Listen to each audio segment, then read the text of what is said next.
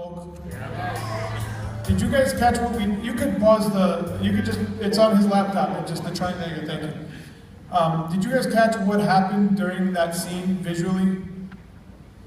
We edited while he was talking, Neil and I were looking at it, and basically the rum and Coke, the analogy there is right now people are spending billions of dollars on radio while podcasting is exploding. But podcasting, if you look at the advertising that was spent on podcasting, maybe it was, let's just say there's $2 or $3 billion spent last year in radio.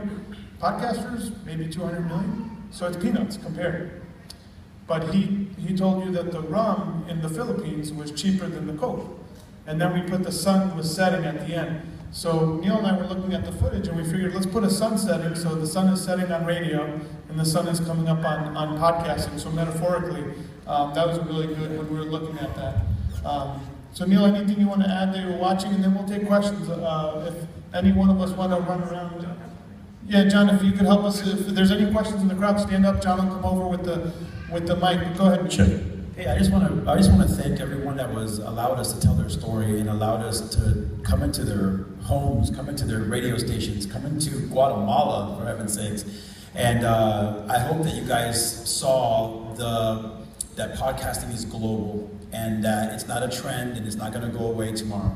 And the most thing I think that Chris and I wanted was that people see this. It's not about becoming a podcaster after you leave. It's just finding your voice and become a content creator, whether it's a YouTube channel, a podcast, it doesn't matter. Just find your voice because you have one and get it out in the world, because it's no better time than right now to be heard worldwide. If you keep waiting, you're just going to get drowned out. So I hope that's what you get from the film.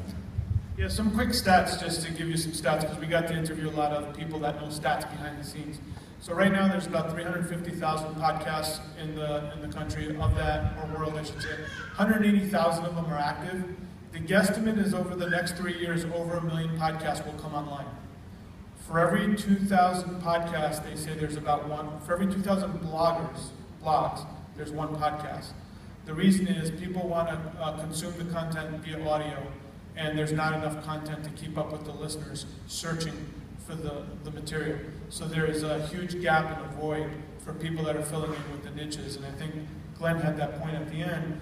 His most niche show, a show that very few people would be interested in, except for the people in carriage driving, is one of his most profitable shows. So it's just something to pay attention to. But why don't we give the mic to each person here, and we'll go down the line. Desmond, we're going to start with you, and then John, and then I'll go Danny. Go ahead. Anything you want to say? Oh, thank you so much for showing up. I appreciate it. Somebody came to me and said, "How to get cast as the villain in this?" I'm not really the villain. I'm not really. I love podcasting. I wouldn't be in radio if I had podcasting back when my hair was dark. I would have just gone straight into podcasting. But I'm grateful for all the things that I learned from radio and learning how to communicate. One of the things I learned was when to stop talking.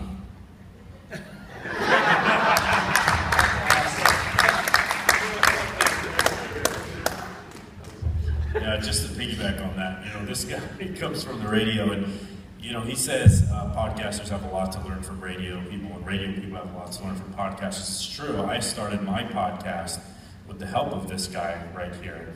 He gave me some invaluable advice that propelled my podcast to the point where it, grew my business and all that good stuff. So props to the radio guys, because in a lot of ways, podcasting was born from that medium, from the broadcasting medium. And I think we owe them a lot of credit, so thank you. Gosh, for myself, just what Chris was saying about the stats, I want to just really quickly illustrate that for you guys. If you just take the biggest football stadiums in the world in America, blogging is all of those chairs filled up. Podcasting is one out of all of those, if we think about ratios. So if you've thought about podcasting, if you're kind of on the fence about podcasting, it includes my wife right there, you gotta do it. Just do it, because if you put it off and you put it off and you put it off, as Chris had mentioned, more and more people are gonna get into it. So I just want to encourage everybody, get into podcasting if you're thinking about it. Give it a try. Record 5 episodes. I think you'll fall in love with it. It's a wonderful medium. And lastly, I just want to thank these guys. Thank you, Chris, for allowing me to be involved in a very small way that I was involved. Thank you, Neil, for the same thing. You guys are two of my really great friends. I appreciate you guys.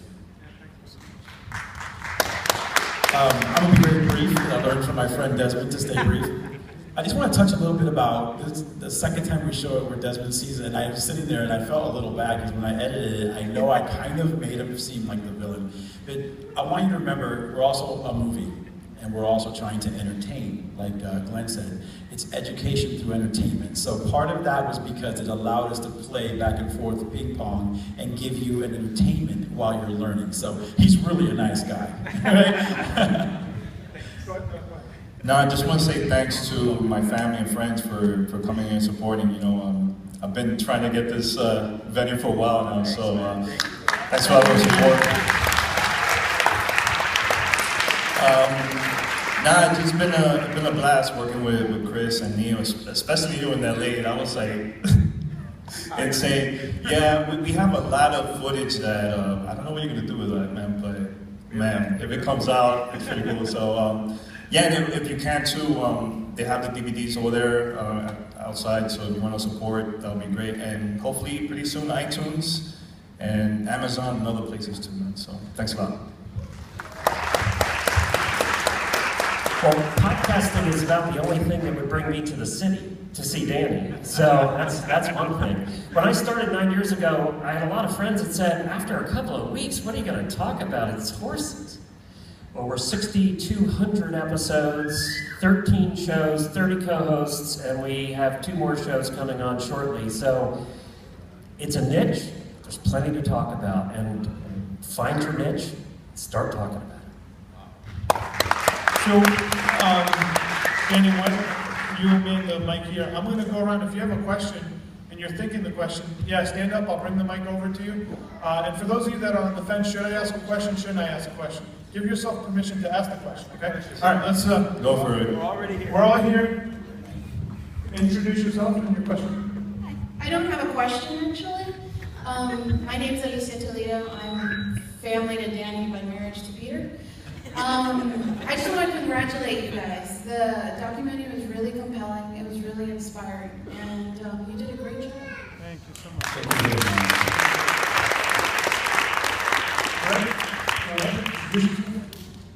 Hi, my name is Virgilio Garcia. First of all, I want to congratulate. Great film, very instructive. We learned a lot from it. I'm originally a ham radio operator, and I'm on the fence, let's put it that way. I already have the radio station and everything, but I have a question for Danny specifically. Yeah. How is the Spanish audience? I heard some statistic numbers, but about the Spanish audience, do you have some numbers, or can you tell us? Actually, I know that it's in a few countries, but I know there's a podcaster here, Melanie. He's Puerto Rican. Melanie, where you at? Appreciate it. Yeah. He can give you more about that because he deals a lot with the Latino crowd too, man. So Melvin, you wanna give Melvin a? We're gonna have him sit down right here, so that way you guys can meet up right at. There you go. Next question. Now, I will tell you this, the Latin market is really heating up. The European market is still asleep. They don't understand podcasting, so it's going to take a while for them. But for the US market, in about 3 years, everybody will be listening to podcasting. You have to understand that driverless cars are coming on board now. So when you're in your car, you're not going to be driving, because the generation that will be using driverless cars will think we were all crazy to take our own lives and drive our own cars. Chris? So in the car, they'll be consuming content. Let me just add a little bit to that. One of the things I recently spoke about was, whether like him or hate him, Bill O'Reilly just got fired pretty much from Fox News, and he started a podcast. There's a lot of people who've never heard of podcasts and like, where's Bill O'Reilly now? They're finding podcasts. ESPN just laid off 100 of their on-air announcers. I guarantee you, those people are going to go out and start podcasting, because what I always say, the gatekeeper used to keep the gate closed to get on the radio. I had to learn how to like top ramen in order to get into radio, and I had to work a lot of extra hours to get into radio. You don't have to do that anymore. Now the gatekeeper's dead, and you can go out there and reach the masses. I I'd like to add one more thing about the Hispanic audience.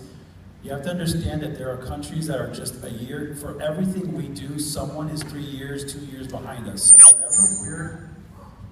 whatever we are pioneering right now, in this case podcasting, will be big in Venezuela, Colombia, Nicaragua in 3 years, 2 years, where the technology catches up. So if you start with the Spanish audience now, in the time it takes you to curate your audience, you will inherit that new audience that just got the technology to hear it. So just think globally and don't think about locally at all. Another thing too, when I started, I started Internet Radio in 2001, I used to record everything on cassette and then convert it into MP3. God, you're old. Thanks. I feel young now. I didn't have no computer, nothing, and I managed to do that. Now, you guys have smartphones, computers, and software and programs are cheaper now, so take advantage of that, you know, so. John wants to say, any questions up here? Just stand up and I'll come right over. Okay, we got one right here. And just really Anyone quick, else? Last questions? I'm obviously white, but I was in Mexico City not too long ago, and there just so happened to be a podcaster meetup at this cafe in Mexico City, and I went to it. I was blown away by how many podcasters were meeting up in Mexico City to talk about their podcasts. So just really quick, Melvin, if you could just let everybody know, because Melvin has a community on Facebook for people, if you could just state what it is and how people can join it. We have the community solo podcasting in Facebook. There are about 475 people, almost not every day, but every week. They're sharing their experiences doing Spanish podcasts. Also, we have a podcasting portal called viapodcast.fm, where we are sharing resources and everything that is happening. Like right now, Univision, the big Spanish network, started 17 podcasts in Spanish, and they're taking serious. And the center of this is Miami. They're doing this from different cities in the United States, but the digital center is Miami. So big Hispanic networks are entering podcasting, and we're working together. We are having next month the first meetup of Hispanic podcasters from Miami. So if you go to meetup, you're going to see our group and see where we are going to be next month. So make sure to get Melvin's information too. He just gave it up. Let's give him a round of applause. Thank you, Melvin. All right, we got another question down here. Last question. Hi, my name is Lisa Cordell. I just have a question for each one of you guys, I guess. Hold on. Probably not carrying them first. Okay, so I know the question probably varies among each one of you guys, but how long does it take to really build an audience once you do start a podcast? So what's that one? Next question? I just want to briefly hit on this, because this is a big question, and you know, it's a good question. But I'll just say, you look around, a lot of people get discouraged, like, oh, I only had 200 people listen to my show, I only had 100 people. But how many people are in this room? And if you could have someone's attention for, gosh, 30 minutes of their day, and they're, I mean, intimately, you've got, you know, them with their earbuds on, they listen to your voice, you're sharing your message with them. I just want to encourage you, don't think that you have to get thousands and thousands. You see some of the numbers that are on the screen, people talk about, you know, this and that. Don't think that you have to get thousands to make a major difference in someone's life or in your own. Like when I started, I only had like maybe 500 downloads, 300 downloads back in early days and stuff. And now we get over 500,000, even 1 million a month, depending on the content that we have. You know, so you know, it took time. Look, I've been doing this now for 12 years, and it took time. It took a lot of time. But the thing with us is that we engage a lot with our listeners. We always do meetups when I travel. I mentioned on the show, let's meet up at a restaurant in a different city. And we do that every single time. What happened? They love the experience. They're going to tell the people, and then just going to go around and around and around. They're going to tell their friends and everything. So That's super important to me. And another thing too, Yami, you know, when she started with like, it was like a couple thousand readers and stuff, and now she's, Yami, how much? It's like 19 million now? No, mijo, no. 13 million? 14 million. 14 million. That's awesome. But see, look, she started small, and now she has readers worldwide. And there's even companies posting her reviews on their like TV ads that you see like on major networks and stuff. So look, she started small, kept on going, never gave up. And look.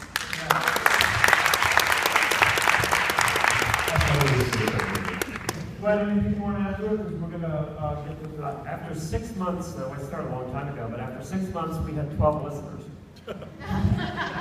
That's when we got our first sponsor, was with 12 listeners. And then after a year, we had 128.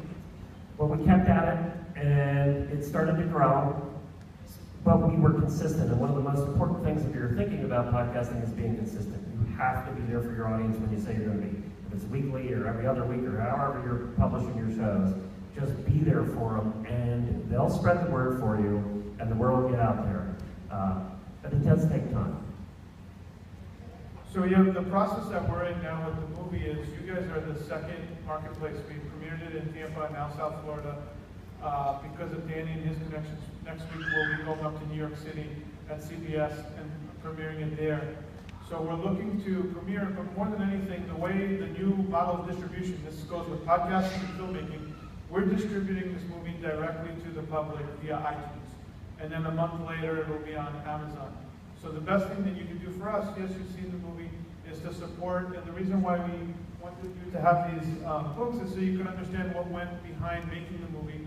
We actually have a podcast. We made a podcast about making the movie about podcasting. So the podcast is actually one of the most emotional things about the movie because we had a lot of ups and downs. We just released the most recent podcast.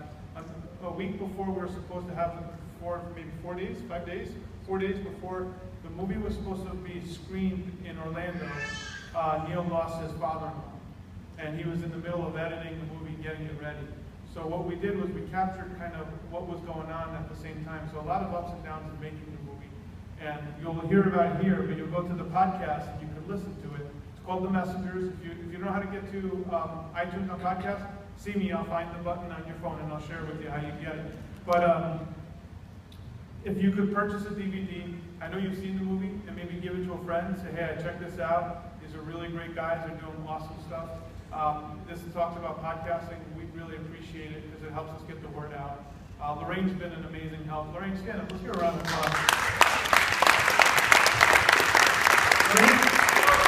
Lorraine broke down some template to help us because she believes in what we're doing. And I want to thank my wife, Neil's wife, Remy. Our whole family's here. The cool thing is Neil has the most amazing siblings. I mean, he has his sibling David here, who has his wife Lynn and their newborn baby. You see a lot of babies here. A lot of people bring their family. Your sister Linda, who lives here. So we're just so appreciative of the whole Get Life Day plan and your whole family supporting us. So I just want to thank you guys.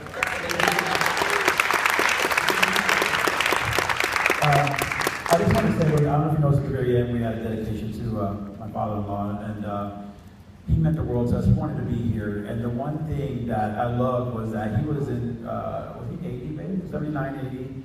Didn't know anything about podcasting, but what he knew was that what we were doing could touch 1 million people, and all he kept telling me was, tell people stories, tell people stories. You have the power to tell someone's story in Guatemala. You know what we experienced. People telling us their stories that told us, without us, it'll never get past this mountainside. And we told their story today, and you guys got to enjoy it. So I just want to, just like Chris thanked our wives, I want to thank my beautiful wife, Katie. They allowed us to travel around everywhere. We were gone many weeks at a time from our brand new baby girls. We both have children. I just want to thank you guys for that. And I want to thank every one of you for coming out here, supporting and coming out because of Danny as well. His efforts are so appreciated from all of us. And please support us if you can by picking up a DVD. He won't say it, but he's invested everything in this movie. I've invested as much as I can. He's invested, and we just need your support so we can keep going. Take this to New York, impress them. Go to LA, impress them. Because there's podcasters in this room. I know Planted in Miami is in here somewhere. Right? We're here for you. We're here for you. We're telling your story. So please, guys, please support Chris. He's amazing. And just want to give him a round of applause. This is his baby. Any other questions? Any other questions? Anybody? Oh man, we go way back. Tell a good Danny story real quick. I have a story for those. I got playing. This is actually a question for you. Through your Instagram photography, I actually found him, and I was browsing through your Brownstown media, and I just started doing, it's not a podcast, it's a YouTube channel, and Final Cut Pro was the one. Do you have any tutorials or a podcast on learning Final Cut Pro stuff? You want to start one? Or you No, I already have one, but I've been self-taught and just learning. Yeah, I'm a fan of that. Yes, but one of the things that I saw your photo on, editing his stuff, was Final Cut Pro. I was like, oh, I recognize that. Yes. You have a podcast on that, or tutorials you do. Wow, we don't. There are a few out there. My podcast, we interview the editors that use it and that do major television and film. There actually are one or two. One is called Final Cut Pro Grill, like if you're grilling your food. And there's one or two other ones that I can get with you if you want to get my card, and I'll get you their email, but that might be one for you to start. You know, even at the beginner level, don't be fooled that you can't teach anybody, because you can do a podcast, go learning as you go, and you can have 1 million at-home editors following you. So that's the thing about podcasting, is you just got to start it, and there is someone just like you that's going to listen to that podcast because they're learning with you. So yeah. Any other questions? Just raise your hand if you have any. Anything you guys want? Wait, no, stand up. Yes, anything. Hi, my name's Tony. I really enjoyed the movie, by the way. By the end of it, if you don't feel like everyone else has to see it, you guys did a great job with that. I've always admired what Danny did, even from a distance, not knowing so well, the depth and how popular podcasting is. This is kind of a general question, but I guess if some of you would answer, what was the biggest challenge you had to overcome, be it personal, technical, or business-wise, within your own podcasting experience? So what was it? How did you overcome it? Well, why don't we start with Desmond, because you started Mental Mondays or Daily something? So mine was time. I come from radio and we're on the air every single day. So I thought with podcasting, I should be on the air every single day. And some people can do that, but I was still running a radio station as well as doing some other work. So I started Mental Mastery Moment, which was a daily podcast. It was only 10 minutes long, but it still takes just as long to put it together and do all the notes and do everything that goes into it. And I was exhausted. My wife's here. She'll tell you there are times I'm going to bed late at night because I'm trying to get it out by midnight and I'm pressed, and it's every day. So it was time, and then also the mental aspect, the mental challenges of believing that somebody actually wants to hear my opinion on something. Like a lot of people I know for myself that hold you back, and you think, oh, I already talked about that, or oh, that's just something I'm dealing with. Nobody else deals with that. And then you get an email saying, that's exactly what I was dealing with. Thank you. For me, it was time too. Yeah. I started my podcast to launch a business against some of the advice that you heard some of these guys on film say. But really, out of necessity, I wanted to launch my digital marketing advertising agency. I thought, well, it's a really tough market to be in, and it has since, it's grown wildly. I've got employees office and everything, and I land Fortune 500 clients from them listening to my show, and then coming and saying, you have this really unique approach to digital marketing that is completely absent from the Fortune 500 world, and we would like to hire you as a consultant. So, all from podcasting. What ended up happening was my client obligations and the time that took sort of, obviously, became a little more important than the time it would take me to do my show. So I had to put my show on pause, which became hiatus, which became indefinite. But I have this love and affinity for obviously the medium. So it's time. And Glenn talked about consistency. I think it's so important. I went in thinking I could do 3 episodes a week, which I did all through, for the first 8 weeks. And then I went to twice a week, and then once a week, and once every other week, and then once a month. And Rye Taylor on film said something about how he thinks that there's going to be this shift into episodic and like Netflix dropping it like a season. Yeah, and a seasonal content, which is great. Don't think you have to go indefinitely do seasonal. We'll keep it brief. Mine was getting out of my own head. When I started my show, it was for high-end editors of television and film. The first question I had was, why are they going to listen to me? I'm in my house cutting on Final Cut Pro. So I didn't understand until my second year how much they respected my show, how much they respected my opinion and my thought process. So get out of your own way. There's someone that wants to hear your exact perspective. Yeah, I can share with you, making this movie is one of the hardest things. We had to fire our original editor. He was not meeting deadlines, and he was coming up with really good excuses. But I've learned in business, someone keeps creating good excuses, one after another, is a problem. So I had to make the hard decision to cut him from the movie, and then he held all the footage that he filmed as hostage.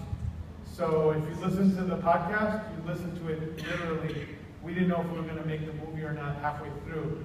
And then we were able to get through it. Thank God for this guy having the wherewithal. We had all this extra footage, but it was a very scary thing. And that's when you're working with the team. You have to trust your team. We had 1 week member.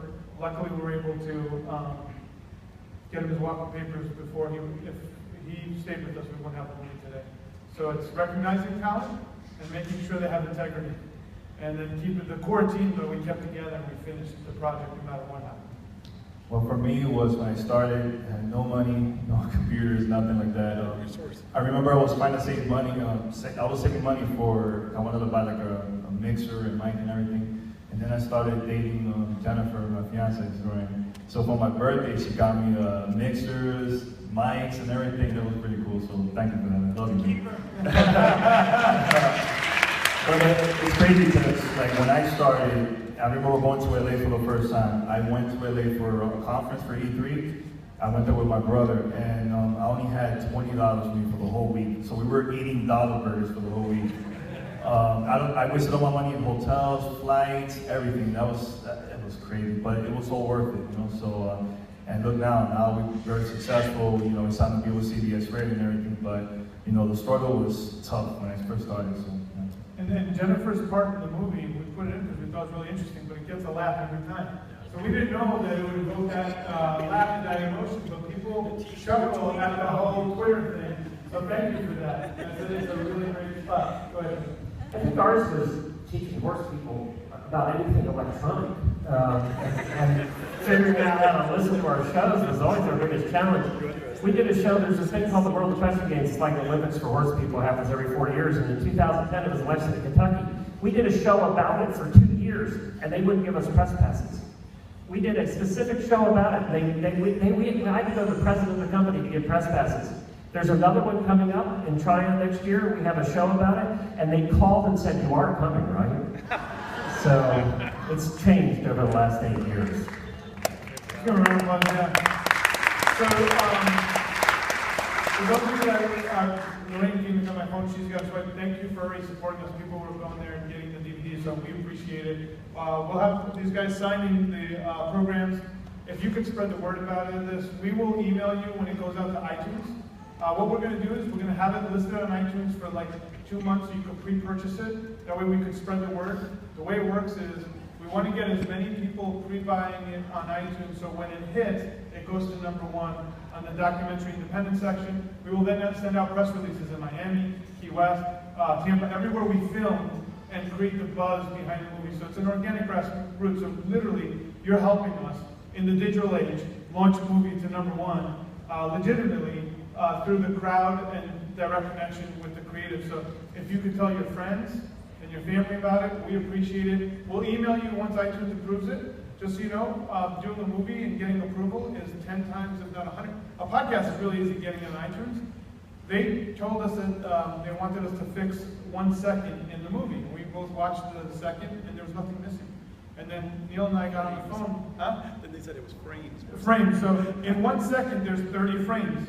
The 5th frame, so 1/30th of a second was missing, we had to fix that. So that's the kind of detail when they look at these movies to get up there. So any and all support would be appreciated. I want to bring up Lee Luna because he's the man that Danny connected with Lee, and Lee just kept making it happen. He's like, how can we get up? Let's give him a round of applause. Lee, I want to give you the mic and close it out. Thank you for the city of Miami and this beautiful theater. But yeah. Oh, thank you guys. I don't want to shoot the messenger, but he shot the messenger. Yes or no? Give it up for Chris. I was researching podcasting and said it came from iPods. Remember the iPod? And they said broadcasting. So I don't know if that came together. Then that's a podcast definition. I'm still learning more about it, but I really feel excited about what they're doing, and I think it's going to be known worldwide.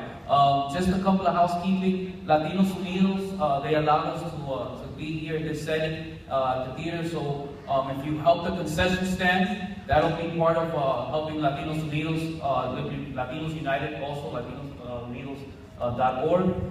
We really appreciate you. We want to do this more often, so we want to make sure that we let you know, and then to make sure that we get invited back here, clean up after yourself on the way out, and we appreciate it again.